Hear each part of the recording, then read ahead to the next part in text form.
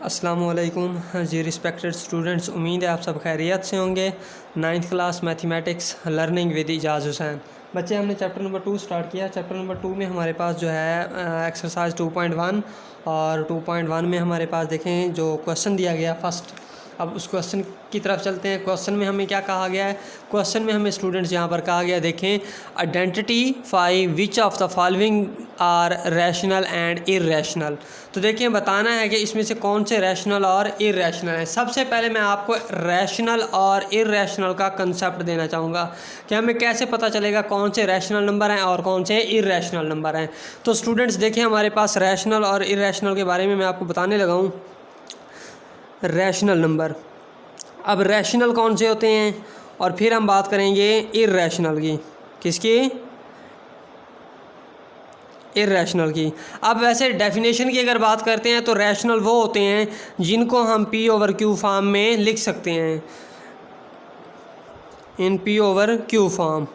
तो और इर्रेशनल वो होते हैं जिनको हम पी ओवर क्यू की फॉर्म में नहीं लिख सकते।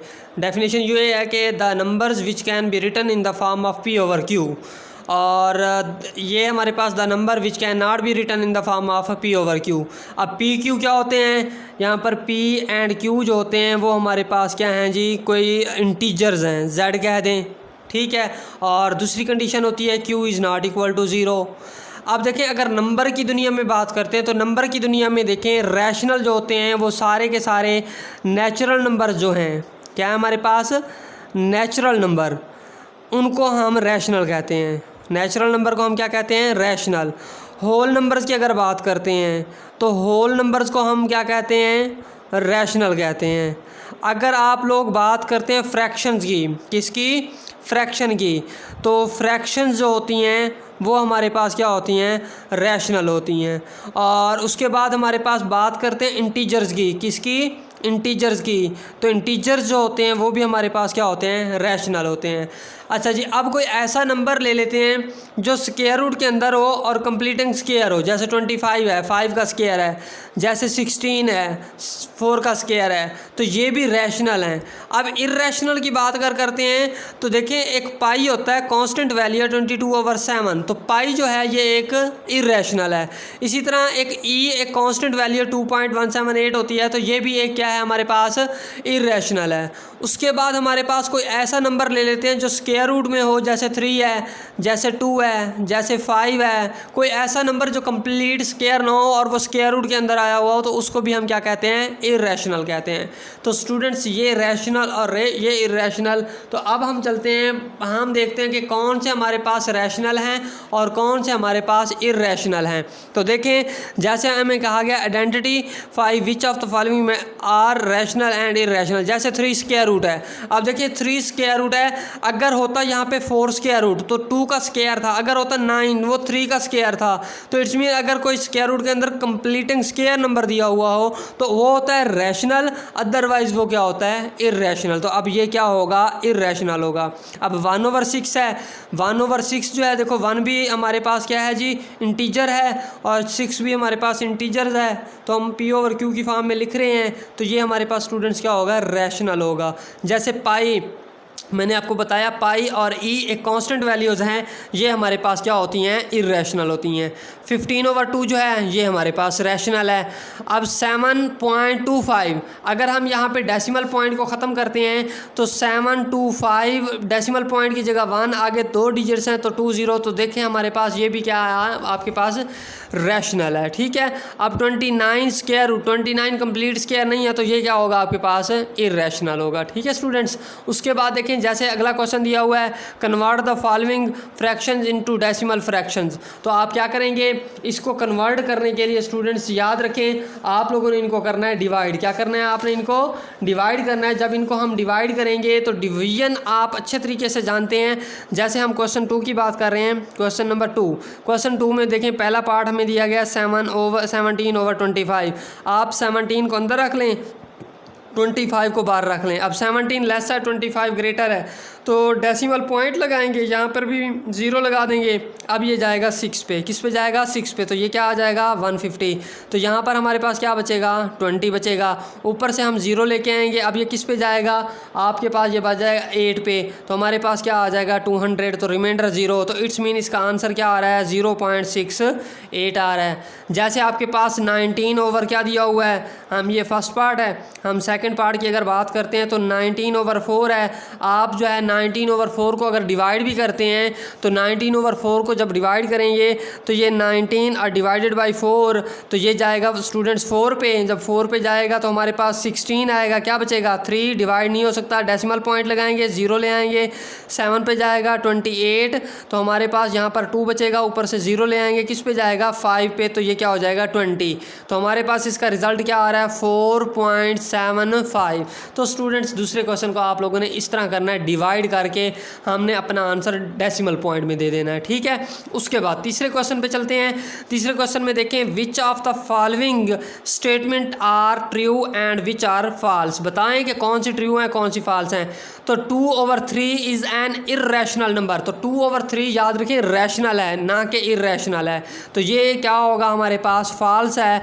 उसने कहा इर्रेशनल है, मैं कहता हूँ ये रैशनल है। अब पाई इज़ एन रैशनल इर्रेशनल, तो यह ज़ाहिर सी बात है पाई जो होता है वो इर्रेशनल होता है, तो ये हमारे पास ट्रू है, ठीक है। उसके बाद देखिए हमारे पास यहाँ पर दिया हुआ है जैसे कि 1/9 इज़ आ टर्मिनेटिंग, तो टर्मिनेटिंग के लिए याद रखें आप डिवाइड किए बगैर कैसे बताएंगे। अगर तो आपके पास जो डिनोमिनेटर है वो 2 के फैक्टर बनते हैं या 5 के, 2 और 5 की फॉर्म में फैक्टर बनते हैं, तो फिर वो टर्मिनेटिंग होता है, अदरवाइज वो नॉन टर्मिनेटिंग है। तो 9 को 3 × 3 लिखेंगे, ये 3 के फैक्टर बन रहे हैं, तो ये आपके पास जो है नॉन टर्मिनेटिंग होगा, टर्मिनेटिंग नहीं होगा, तो ये क्या होगा स्टूडेंट्स फॉल्स होगा।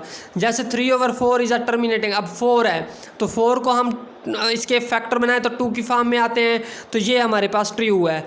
4/5 इज़ आ रिक्वायरिंग डेसिमल, तो 4/5 जो है इसको हम डिवाइड करते हैं स्टूडेंट्स, तो हमारे पास इसका जो आंसर आता है वो आता है 0.8। तो याद रखें रिक्वायरिंग का मतलब ये होता है कि बार बार रिपीट होना, लेकिन यहाँ पे तो रिपीट ही नहीं हो रहा, तो ये क्या होगा हमारे पास फॉल्स हो जाएगा।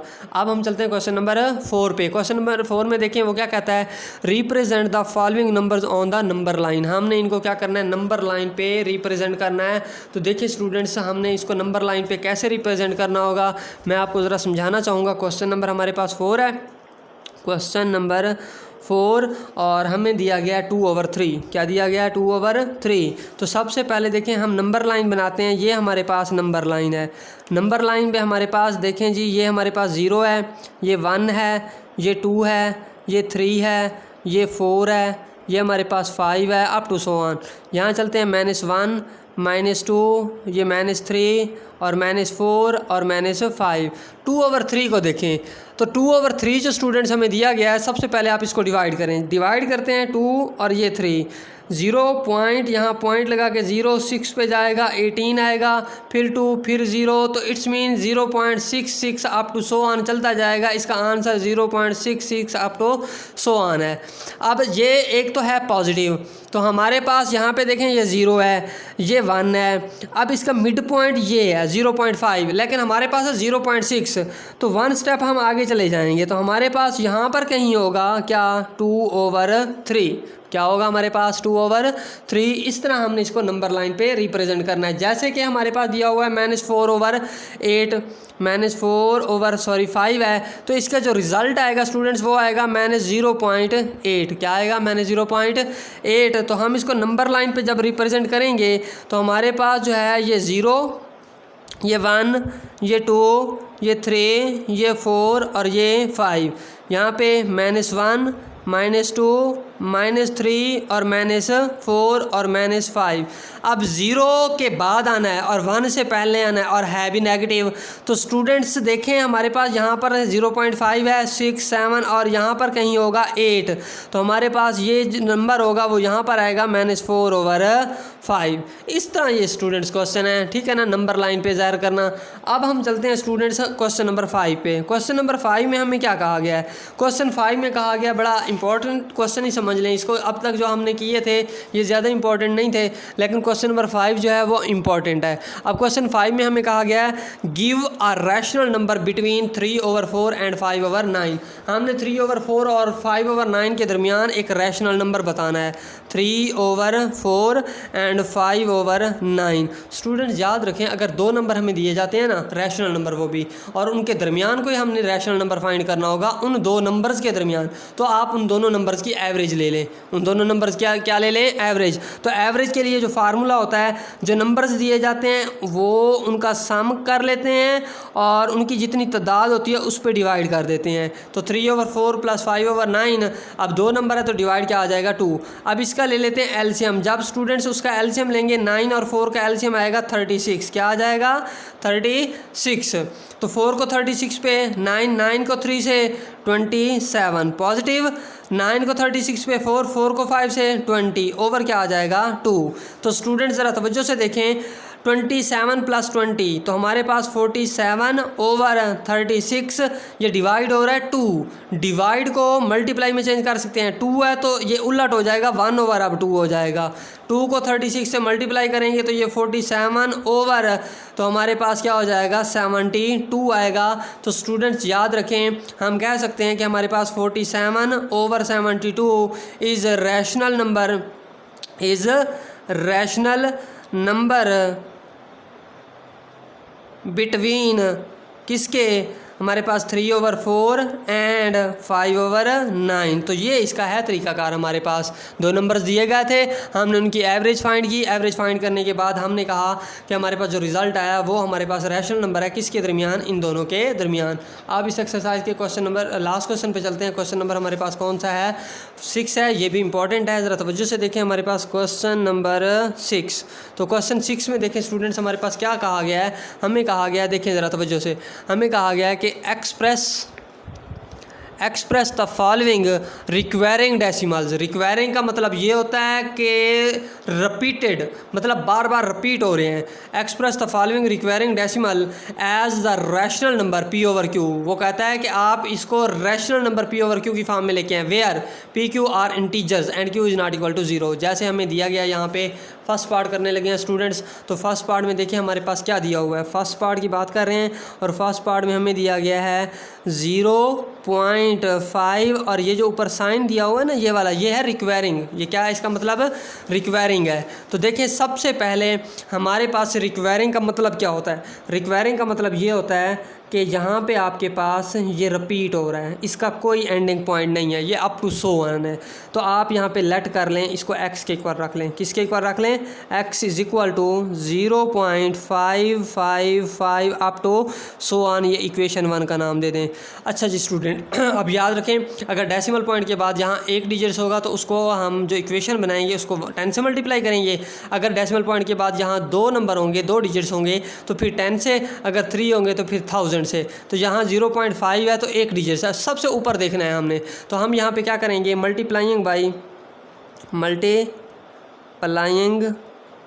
Bye 10 on both sides. तो हमारे पास स्टूडेंट्स जब 10 से मल्टीप्लाई करेंगे, 10 multiply x is equal to 10 multiply 0.555 up to 100। तो याद रखें 10 को x से मल्टीप्लाई करेंगे, ये 10x हो जाएगा, इज़ इक्वल टू 10 को जब यहाँ मल्टीप्लाई करेंगे, तो स्टूडेंट याद रखें, जब किसी डेसिमल नंबर को 10 से मल्टीप्लाई करते हैं तो डेसिमल पॉइंट एक डिजिट से आगे चला जाता है। तो यहाँ पे 0 पॉइंट है तो ये हो जाएगा अब 5.55 अप टू 100 10 से मल्टीप्लाई करने से। अब इसको इक्वेशन 2 का नाम दे देंगे। क्या नाम देंगे? इक्वेशन 2। ऊपर इक्वेशन 1 है, नीचे इक्वेशन 2 है। तो आप ऐसा करें, 2 माइनस क्या कर लें? 1। 2 में से 1 को माइनस कर दें, लेफ्ट हैंड साइड में से लेफ्ट हैंड साइड और राइट हैंड साइड में से राइट हैंड साइड। तो स्टूडेंट्स हमारे पास देखें 10x minus 1x is equal to हमारे पास 5.55 up to 100 minus 0.55 up to 100। तो 10 में से 1 चला जाए, 9x बचेगा इज इक्वल टू 5.55 में से 0.55 जाए तो यहाँ क्या बचेगा 5 बच जाएगा। हमने यहाँ फाइंड करना है x, तो x is equal to 5, 9 multiply हो रहा है, इधर आके क्या हो जाएगा डिवाइड। तो हमने देखें p ओवर q फॉर्म में चेक रिजल्ट लेके आना था, तो ये हमारे पास p ओवर q की फॉर्म में आ चुका है। अब देखिए मैं आपको इसका सेकंड पार्ट एक और समझा देता हूँ, उसको ज़रा तवज्जो से देखें स्टूडेंट्स। हमारे पास उसमें क्या होगा, उसमें हमें दिया गया है 0.13 और इसका मतलब है रिक्वायरिंग। इसका मतलब क्या है हमारे पास रिक्वायरिंग। तो हम देखें स्टूडेंट्स, हम यहाँ पे क्या करते हैं, हम जो है यहाँ पे रिक्वायरिंग को हटाते हैं, तो ये 13 अप टू सो ऑन। तो हम इसको लेट कर लेते हैं कि ये हमारे पास क्या है जी x के इक्वल है 0.13 अप टू सो ऑन। इसको इक्वेशन 1 का नाम दे दें। अब देखें डेसिमल पॉइंट के बाद 2 डिजिट्स हैं, तो अब इट्स मीन हम यहाँ पे 100 से मल्टीप्लाई करेंगे, multiplying by 100 on both sides. तो हमारे पास स्टूडेंट्स यहाँ पर क्या होगा, हमारे पास हो जाएगा 100 multiply x is equal to 100 multiply 0.13 up to so on. तो 100 को x से 100x आ जाएगा इज इक्वल टू, देखें जब 100 से मल्टीप्लाई करते हैं तो डेसिमल पॉइंट 2 डिजिट्स आगे जाएगा, तो 13.13 and 13 up to so on. इसको इक्वेशन 2 का नाम दे दें। जैसे वहाँ हमने किया था 2 माइनस 1, तो यहाँ पर भी करेंगे 2 माइनस 1। तो लेफ़्ट हैंड साइड माइनस करेंगे और राइट हैंड साइड माइनस करेंगे, ये up to so on minus 0.13 up to so on. तो हमारे पास स्टूडेंट्स यहाँ पर क्या आ जाएगा, 100 में से 1 चला जाए तो हमारे पास यहाँ पर बचेगा 99x इज इक्वल टू 13 में से 0.13 जाए तो यहाँ पे 13 बच जाएगा। हमने x फाइंड करना है, तो x is equal to 13 over क्या हो जाएगा 99 आ जाएगा। तो स्टूडेंट ये आपके पास एक्सरसाइज कंप्लीट हो चुकी है। स्टूडेंट्स वीडियोज़ को लाइक करें, चैनल को सब्सक्राइब करें। Best of luck students.